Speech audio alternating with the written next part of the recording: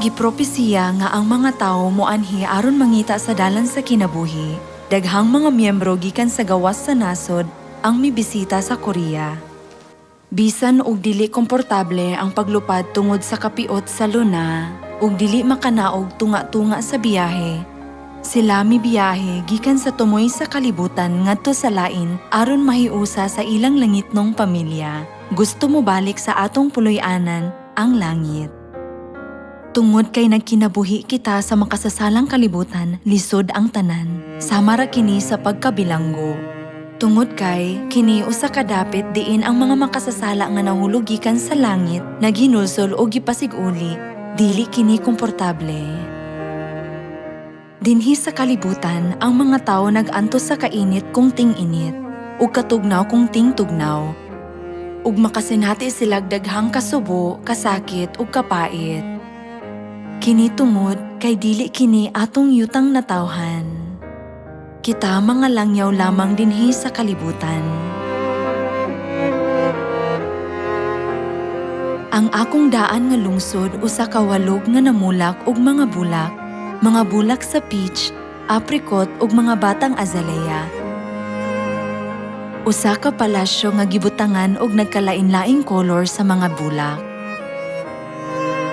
Ang mga kanta bahin sa atong lungsod nga natawhan, mutusok sa atong kasing-kasing ug nagpatulo sa atong mga luha. Ang atong puloy-anan, mao ang langit. Si Amahan naluoy sa mga makasasala ug mianhi dinhi sa kalibutan. Aron himuong matarong ang mga makasasala ug dadon sila balik sa langit. Siya mianhi sa ngalan ni Jesus, gikuha ang imong mga sala nga takos sa kamatayon, pinaagi sa pagpakamatay sa krus. Ug gihatag kanimo ang iyang unod ingon nga bunga sa kinabuhing walay katapusan, pinaagi sa pagsaylo.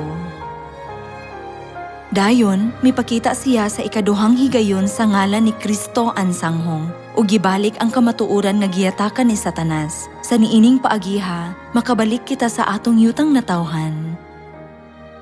Miingon usab si Jesus, ang akong gingharian dili iya niining kalibutana. Dinhi ako nag-antos sa kasubo, kasakit ug pag-antos tungod kay kini dili akong gingharian. Sa kalibutan sa mga langyaw, nakasinati kita og daghang kasakit.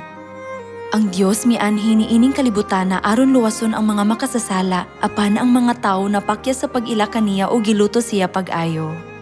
Apan, ang Dios mitugot lamang sa iyang mga anak nga makasabot sa sikreto sa gingharian sa langit, aron mailhan si Kristo. Kinahanglan ninyo mahibalo kung unsa kadako ang gugma ni Amahan kaninyo. Ug magpasalamat gayod nga siya mitawag kaninyo nga mahimong mga anak sa langit. Kinahanglang lig-on ninyong huptan kining bililong kamatuoran, hangtod nga makasulod kamo sa mahangturong gingharian sa langit. Og andamon ang inyong kaugalingon niini atol sa inyong panaw isip mga langyaw. Aron makasulod sa gingharian sa langit, kinahanglang ibutang ang imong hunahuna sa langit ug pamati sa pulong sa Dios. Kung nahigugma kamo sa mga butang sa kalibutan, biyaan ninyo ang gingharian sa langit. Palihog ayaw pagpahiuyon sa pamaagi sa kalibutan, kundili sunduga ang Dios. Ang mga butang dinhi sa kalibutan sa kadugayan mawala, ug bisan kun ikaw pa ang tag-iya dili kini maimuha. Apan sa gingharian sa langit, adunay walay katapusan nga kalipay, katagbawan ug puno sa gugma. Karon na ang panahon sa paghinulsol ug hingpit nga matawo pag-usab sa dagway sa matahom nga mga anghel. Isulti lamang ang mga maayong pulong, paghuna-huna sa imong mga igsuong lalaki ug babae. Higugmaa ang imong silingan sama sa imong kaugalingon, ayaw kasina o kaibog. Kung ikaw dalisay sa pulong ug mataw pag-usab sa nindot nga paagi, kamo makasulod sa langit. Sa langit, adunay daghang mga galaxies nga dili na nimo maihap. Huna-hunaa nga naglupad kamo taliwala sa nagdilaab nga mga bato, nagsuloob sa mga sinina sa mga anghel.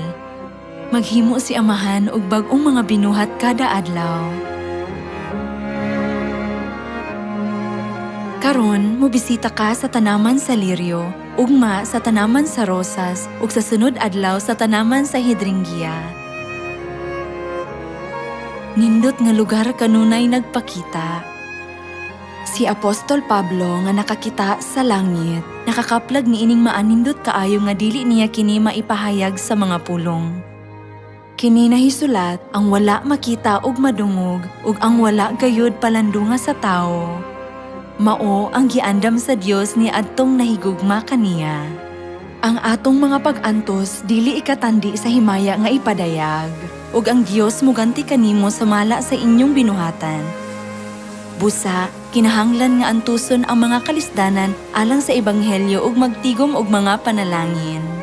Dili nato ibutang ang atong mga hunahuna sa kinabuhi ingon nga mga langyaw. Apan magpadayon asa kita paingon sa atong panimalay diin si Amahan nagulat kanato. Ug sa mahimayaong galaxy aron isulob ang nagsidlak nga mga korona. Magkinabuhi kita hangtod sa kahangturan sa himaya sa langit uban ni Amahan, nga giubanan sa liboan ka mga anghel. Moadto gayud kita sa langit, atong lungsod nga natawhan, palasyo nga gibutangan og nagkalaing-laing kolor sa mga bulak. Nahinaot ako nga ang tanang mga anak sa Sion makugihon sa pagpangita sa tanan nilang nangawalang mga igsuon nga wala pa nakita, ug magkauban nga mosulod sa gingharian sa langit.